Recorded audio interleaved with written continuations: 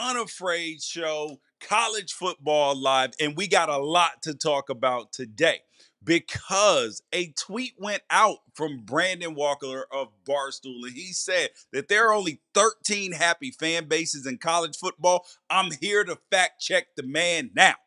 And also, it is time for my way too early college football playoff bracket, and we are going to release that because yes, it is time for that. And also, Greg Sankey talks about what's going on in the world of college football when it comes to field storming and college court storming in basketball.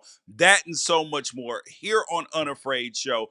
I'm George Wrighster. Make sure that you like, subscribe, get notifications, and tell a friend about the show. Let's get to it.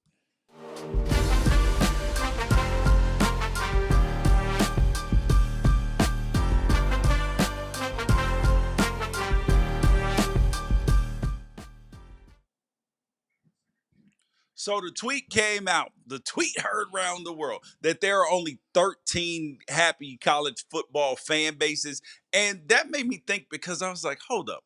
Yes, college football fans are perpetually unhappy and they are frustrated and they, will find something to complain about, find a way to be slighted, everything else. They're unhappy with NIL, unhappy with the coach contract. They want him fired, want the defensive coordinator fired, new offensive coordinator. Something needs to be fixed at all times. They want to ball it up and throw it in the trash all the time. So he said that there are only 13 happy fan bases in college football. And I'm not sure if he's right. So the schools that he named were, he said Texas, Ohio State, Indiana, SMU, Notre Dame, Oregon, Arizona State, Ole Miss, Illinois, Syracuse, Missouri, Colorado, and Vanderbilt. And I thought about this. I was like, that's actually a decent list. It's not a bad list at all. So let's break down these schools at first. So he went in on Texas, right? Now, Brandon Walker might be right here, but Texas fans' happiness is actually being put on credit right now. It's on credit. They are swiping that card because they're assuming that there's not going to be a fall off from Quinn Ewers to Arch Manning. Now, you might see the quickest a fan base has gone from 100% satisfied to full-on panic mode if Arch Manning doesn't look good on the road in Columbus to start the season next year. That will be full-on panic mode because there's this expectation that the future is brighter than the past, that the Arch Manning future of the Longhorns is so much brighter and the ceiling is higher than what Quinn Ewers could get them to, even though this was, back-to-back semifinals in the college football playoff. Second team up, Ohio State. Now, Ohio State, their fans, hey, we're fine. Everything's good. We just won a national championship. But they didn't get the resolution that they wanted in the Michigan Connor Stallions case. Not at all. They actually lost both coordinators in one of them to Penn State in Jim Knowles, and they lost Chip Kelly to the Raiders. And they're trying to convince themselves that Matt Patricia is an upgrade over Jim Knowles, when in reality, when new coordinators come in, it takes a year. And then it's that second year. Yes, you may have improved. Well, actually, there's no way to improve on the number one defense next year. So if they are not a number one defense in the country, if they're, number 12, number 13, that is not going to be an upgrade. They're breaking in a brand new quarterback. They're going to be breaking in a brand new offensive coordinator as well, even though he's been on staff in their former wide receiver coach of Brian Hartline. But this is going to be his first time calling plays. So how's that going to work out? So Ohio State, they're pretending like they're happy right now because they just won a national championship. But deep down inside, they're not as happy as they really say they are because they just lost to Michigan 4 times in a row. And the future, it's bright because it's Ohio State, but it ain't quite where you need shades right now. Next team up, Indiana. Now, Indiana football fans should be 100% happy, but you can't get 100% without thinking about how your coach punted against Notre Dame from midfield down 20-3 in the fourth quarter. That can't make you 100% happy. So, in Indiana football, who got a bunch of James Madison transfers when Kurt Getty came over, they are, yes, they're recruiting at a higher level than they had, but to be able to compete against Oregon, Ohio State, Penn State, and Michigan for the Big Ten crown is it. You're already behind the eight ball right there. And last year you had the advantage of not having to play Penn State or Oregon in the regular season, and you're not going to get that luxury in 2025. So while Indiana fans were happy, and they're probably happy with the trajectory of the program, if they believe that this season is going to be a regular occurrence on making it to the college football playoff every year, no. Sorry. You still got some building to do. So their happiness may be short lived if you get my drift. And you guys make sure that you guys like, subscribe, get notifications, tell a friend, and most importantly, swipe up, man. Swipe up. And go watch it on YouTube if you're watching it on Twitter/X right now. Now we got to talk about SMU because this is a team that I believe out of, the teams that just popped up this year, Arizona State, we had, Indiana. SMU feels like the one with the most staying power because they're on a recruiting hot streak. They retain their staff. They have a friendly 2025 schedule, and they got a couple of key pieces out of the portal. And honestly, there's no way to poke holes in what SMU has going on right now. Next team up, Notre Dame. Now, Notre Dame fans, they probably didn't love losing their defensive coordinator, Al Golden, and then deciding to hold firm with the quarterbacks on their roster heading into the 2025 season that starts against Miami. Of course, that's going to make fans nervous. But my Notre Dame fans should be 100% happy right now. Yes, they lost the national championship, but they got Marcus Freeman, their head coach. He looks like he wants to be there long term. He is recruiting well. He is winning. And that NIU loss from last year, blip on the radar. So, yes, their fans should be 100% happy. And Notre Dame's not used to winning championships anymore anyway. So, they should be 100% happy. Hey, hope they win soon. But, truth is truth. All right. Next one up. So, the Oregon Ducks. They have to deal with Washington fans on the internet. So it's impossible to be 100% satisfied with them around because Washington fans are always here to remind the Oregon Ducks that they have not won a national championship. And I am here to tell you, yes, Oregon fans are 100% happy with Dan Lanning. They are 100% happy with the trajectory of the program. But there is no reasonable Duck fan that is 100% happy. There is always a hole in your heart until you win a national championship. Yes, there is a hole in my Oregon heart as 100% happy as I am. There's a 0.0001% that I will not be satisfied. I will not be fulfilled with my college football experience. And no Duck fan will until you hoist that trophy. It'll be like somebody like, yes, we did it. Because then what is everybody gonna say? Nothing. All them stupid memes about, do you know what the O stands for? Zero national championships. 10 million uniform combinations. No national championships. Well, listen, Oregon fans are sick and tired of the BS. And I'm telling you. So, yes, not 100% happy, even though you are 100% happy, if that makes sense. All right, next team up. Now, this team should be 100% happy. And if I were them, I would be 100% happy. And that is Arizona State because their fans are still mad about the Peach Bowl. And they're mad about bad calls in that Texas game, but they're happy with the program. and they are happy with Kenny Dillingham. And so Brandon Walker is right about that. But overall, in general, nah, Arizona State's not happy. No, no. They are 100% happy with Kenny Dillingham. They are 100% happy on the trajectory of the program, but there's still a little bit nervousness and uneasiness because you're wondering if this year was an outlier or if this is the norm of what you're going to be getting year in and year out. Um, Next team up, Ole Miss. Oh, he could not have missed more on this because Ole Miss fans, ain't no way that they're happy. How can you be happy when you underachieved last year? When you were expected to make the college football playoff and you had multiple bad losses? I mean, bad losses that kept you out of the college football playoff.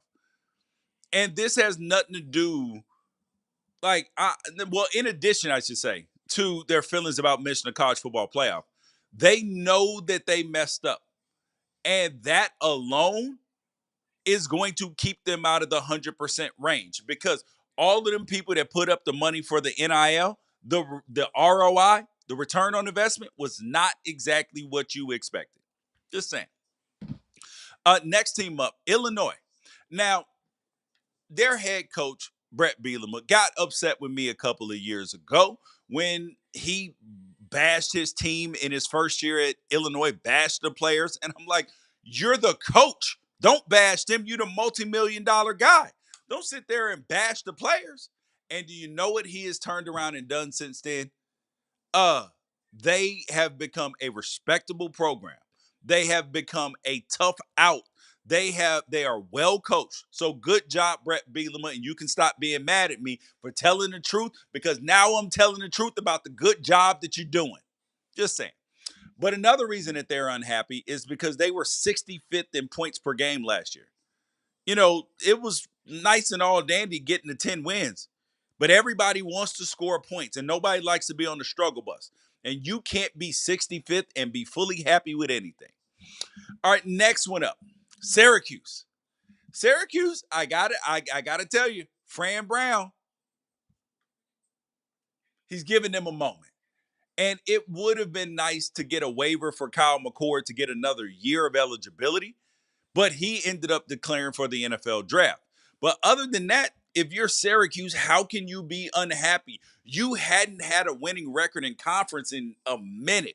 And now you got a coach that swears on everything that he wants to stay there long term. And he is a good coach. So, yes, Syracuse fans got to be extremely happy. Now the next one is Missouri.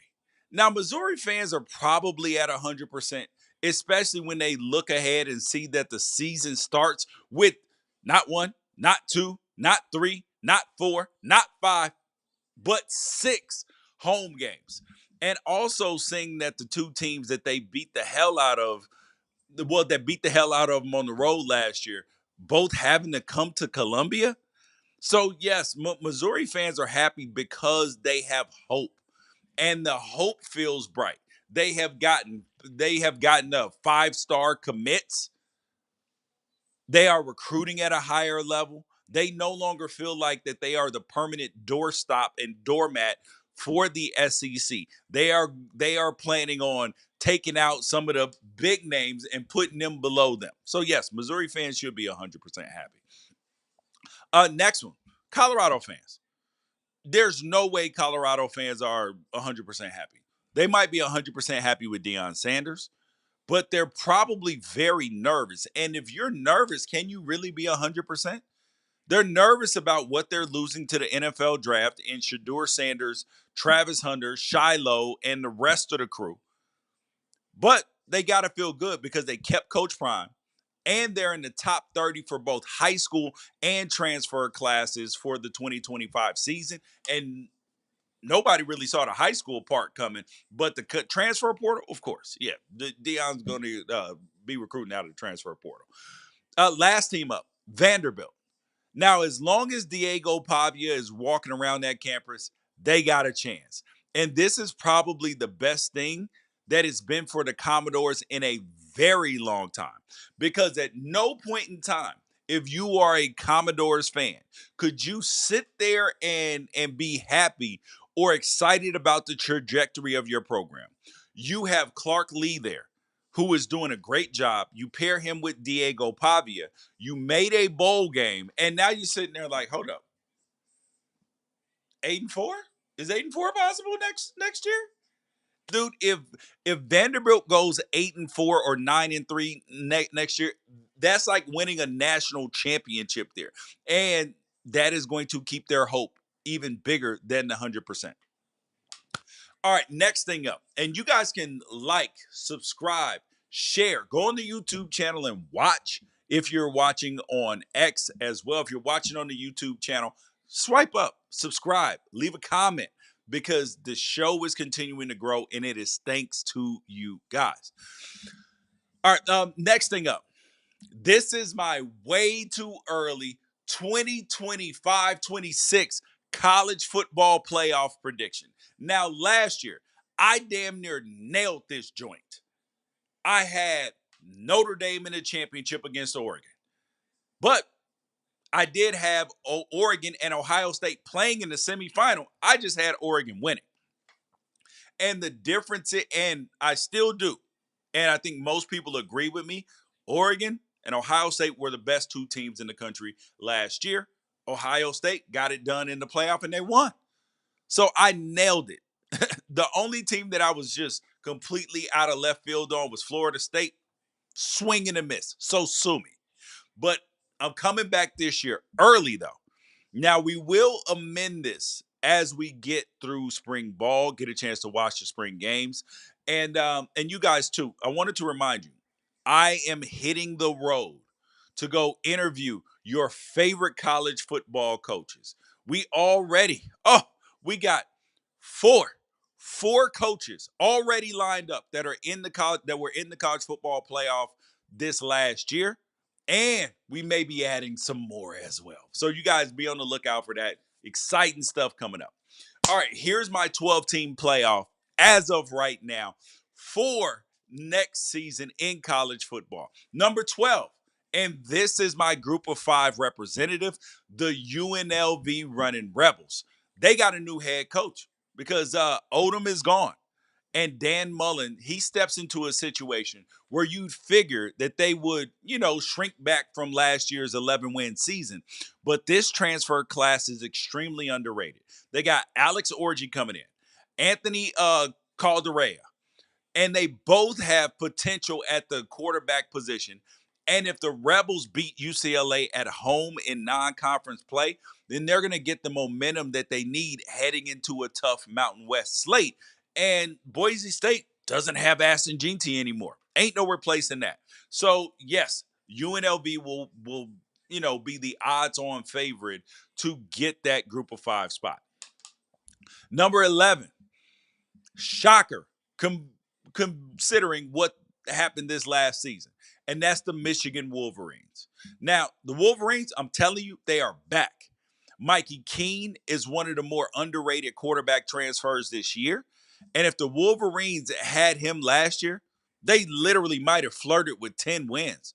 Plus, linebackers Ernest Hausman, Jay-Sean Barman deciding to come back to school. Yo, this defense is going to be a buzzsaw again. Michigan is, yes, they're going to lose Graham and Grant on the defensive line, but they are stacked still. This is still going to be a formidable defense, and they're going to have a legitimate shot to make the college football playoff. Number 10, SMU. Now, outside of having to play Clemson, show me on SMU's schedule where they have any likely losses. You can't. So if this team ends up 12-0 in the regular season or 11-1 in the regular season, headed to the ACC championship, now they are going to, and when you look at their roster, they kept their coaches, kept a lot of their players. They got a returning quarterback. This is going to be a team that is likely to be right back in the college football playoff, 12-team playoff again. It is. Number 9, a new entry into the college football playoff. This is a team that everybody was screaming about at the end of the year. Oh my God, they're the hottest team in college football right now. That is South Carolina. And they have arguably the most exciting dual threat quarterback in the SEC in Lenora Sellers, and arguably the best edge rusher in the country, Dylan Stewart. Yet yes, you got to argue with Colin Simmons down there at Texas and Mateo Uiagalelei up there in Eugene. But those three are the top three. And, Dylan Stewart earned a potential number one, and you can fight it out with them other two dudes. Now, and South Carolina has a schedule that features 7 top 25 games as of right now, but we know preseason rankings mean nothing. And if they have a winning record in those games and go 9-3 this year, depending on who those losses to, they're probably going to get in, especially us knowing now that 9-3 teams that they can make the playoffs, especially depending on who those losses are to, just as long as, they're not to Kentucky, who has a losing record, that they're not losing to Arkansas and whatnot. Number 8 is Ohio State. You remember, George, you got to defend the champs at number 8. Yes, lost both coordinators, breaking in a new offensive line coach, breaking in a new quarterback in Julian Sand. Now, I had a chance to watch Julian Sand. Him and my son played against each other in high school, and that Julian Sand to Jeremiah Smith, it might make up for a lot of the greatness of last year, but the running game, like, as good as Ohio State's running backs may be next year, they're not going to be as good as Judkins and Henderson were this year. Now, the Buckeyes in 2025 will not be the best team in the country, but they will be just outside that circle for sure. And a college football playoff bid is in the works.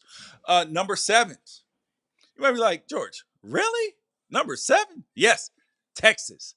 And the way Texas is recruiting, that this should result in double-digit wins on accident. Adding Travis Shaw from North Carolina is going to give them a presence on the D line that will more than make up for losing Jermaine Lele and Bill Norton to graduation. But good luck running against this team if you are anybody else, because it is going to be tough. Sark has done a good job building this roster, and the reason why they were at 7 is because of the Arch Manning factor. The question is, how good will Arch Manning be? If he is even better, they could end up winning the SEC. If he is not, they're going to be in a similar position as they were last year, which clearly didn't hurt them heading into the playoff. Number 6, the Notre Dame Fighting Irish. So their fans getting into the college football playoff for a second year in a row, they are going to be excited about Marcus Freeman. But then after this year, that's when the pressure starts. Because you make it twice, then they're like, okay, good job. So when are you going to win it?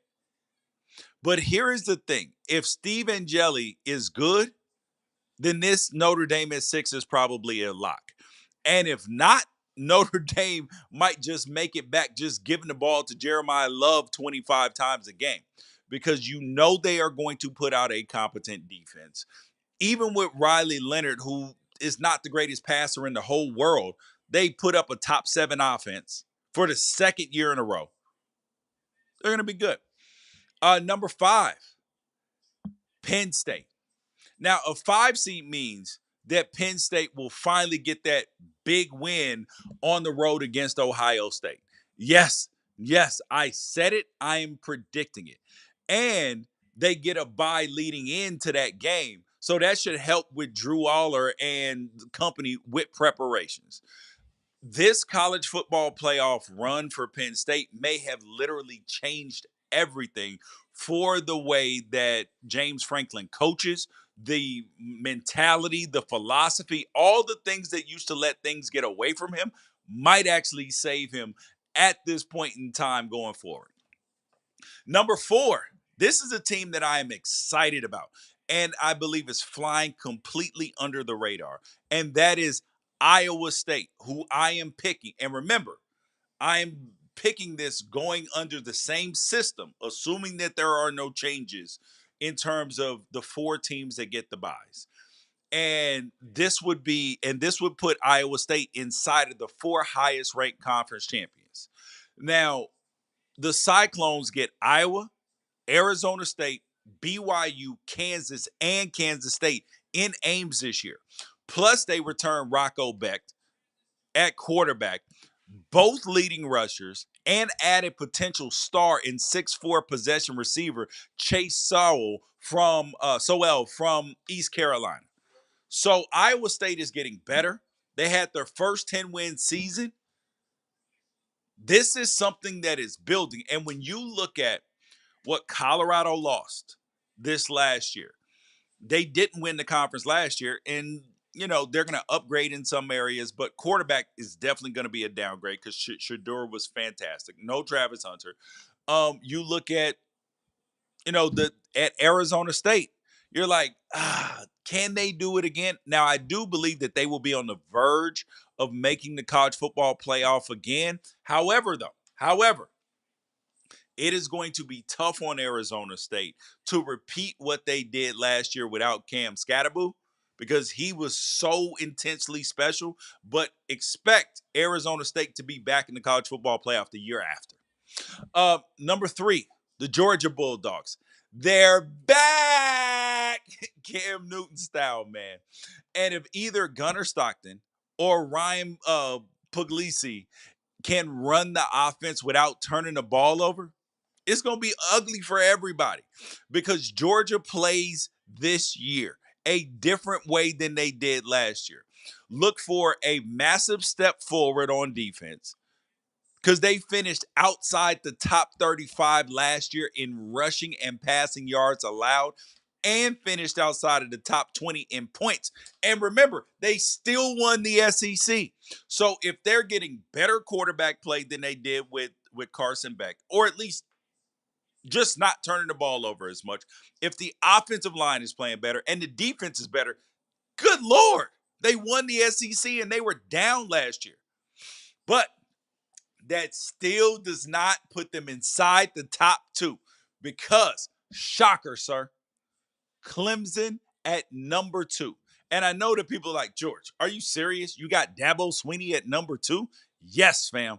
Yes, because this is what happens when everybody zigs and you zag. Now, I don't love that Dabo has failed to adapt to the portal era, but standing still while so much change is happening eventually works out in your favor. And he's going to have one of the most stable and developed rosters in 2025. And that's clearly good because they'll play an extremely tough schedule this upcoming year. And they have the kind of non-conference schedule that every team should aspire to have, really. They got both LSU and South Carolina. And they'll also have a tough game against Georgia Tech. Praise Jesus. Praise Jesus. Because scheduling like this is what college football fans deserve. And Clemson, are they going to go through this unscathed? No. But they are going to have the opportunity because of their schedule to be the number 2 seed. And now the question is, though, with their other tough games against Georgia Tech, Louisville, and SMU, that ain't going to be easy. But the question is, could we see a Cade Klubnik Heisman run? Yes, because that's something that Trevor Lawrence never did. And Cade Klubnik clearly took massive steps forward this year, and this team is going to be very good. Number 1. Same team I had number 1 last year. Well, actually, I had them number 2 going into the season last year, and they were still the second best team in the country, the Oregon Ducks. You have Dan Lanning building on the defense, building on the offense. The running back room is going to be better. The wide receiver room is going to still be fantastic, even without Tez Johnson. The defensive line, still super good. Linebackers will be better. The secondary will be much improved. The offensive line is going to be very good. This Oregon team is going to compete for a national championship again. And at quarterback, Dante Moore, he seems for some reason to be the forgotten quarterback in college football, and it makes zero sense to me. People are screaming about everybody from, I mean, guys who haven't even played. They're putting Julian Sayin in the top 10. They're putting all these quarterbacks in the top 10, and they're forgetting that former five-star Moore, who was at UCLA, who did some wonderful things. Yes, he had some tough moments. Kid's mom had cancer when he just got the start. He probably should not have been starting, but you know what he did? This lets you know that he's on the right path. When he transferred to Oregon, kid is supremely talented. Dylan Gabriel was going to be the starter. He knew that when he went there. And he said, you know what? I'm just going to grow, get better, learn, sit back, and allow my maturation to happen and come out and ball out. So watch Dante Moore not to just be a Heisman finalist, but potentially win the Heisman Trophy. And I know that people are going to be like, George, you're a damn homer. I get it. I get it, people. I understand where you're coming from when you say that, but I'm telling you, if you do not remember anything from this coming up this year, remember this, please, that Dante Moore will probably be the best quarterback in college football next year. All right, last thing up. So Greg Byrne, Alabama's athletic director, had some things to say about field storming and court storming. Now, he absolutely hates it because last year, three different fan bases stormed the field at home versus Alabama football. Each of them got fined, but Greg Byrne says it's not enough. It's not enough that they got fined. He wants more. He wants blood. He told the ESPN, I truly believe that if we said that the home team, if they storm the field or court, they're going to lose that game right then and there, that'll stop it. See, here's the thing. I get it, Greg Byrne. You haven't been like you're so used to being on the mountain, not even on the mountain, but becoming the mountain. You are the mountain at Alabama. And now that the mountain is getting blown up by Vanderbilt, a bad Oklahoma team last year, it's tough. It's tough to sit there and watching you like, oh, just fuming. But the reality is that those teams, they deserve to storm the field. I do understand it's a safety issue, but the reality is, and the idea, here's the thing. The idea that Greg Byrne wants them to forfeit a game that they just beat your ass on the field is hilarious. So now you want to free hey, they stormed the court. I know we lost it, but give us the win. Man, come on, fam. This is sore loser mentality. And I get it. I'm a sore loser. But no, sir. The coaches are just going to take their fines, and it is what it is. Because SEC Commissioner Greg Sankey, he actually thinks that that's a bridge too far. But the SEC is collecting $2.6 million in fines. It hasn't stopped students from celebrating on the playing surface, whether it's basketball, football. So that's 2.6 million. That's 26 times that around there that's happened. Come on, man.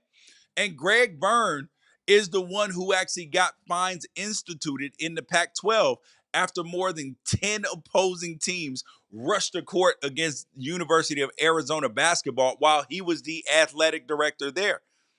So Arizona basketball is not used to losing. Greg Byrne goes to Alabama. Alabama ain't used to losing. So that's why he don't like the court storming, because he's used to mopping people up. And then when they beat you, he was like, listen, act like you've been there before. No, because they haven't been there before. That's why they're acting like that, Greg Byrne. They're like, who knows when this will happen again? That's more of a credit to you than it is should bother you anything else. Because here's the truth. If his teams weren't losing as favorites on the road, he probably would not have this opinion.